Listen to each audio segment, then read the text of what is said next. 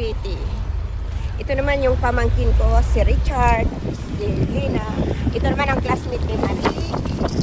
Ngayon, may gawa kasing mga project yung pamangkin ko, yung mga ibang classmate niya doon sa loob. Kapag may kaibigan ka, priority mo silang alagaan.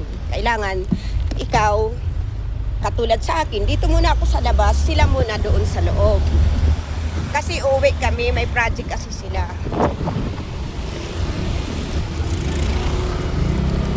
Hello, hello.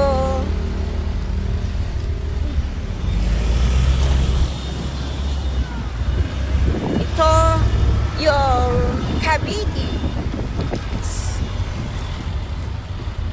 I see you.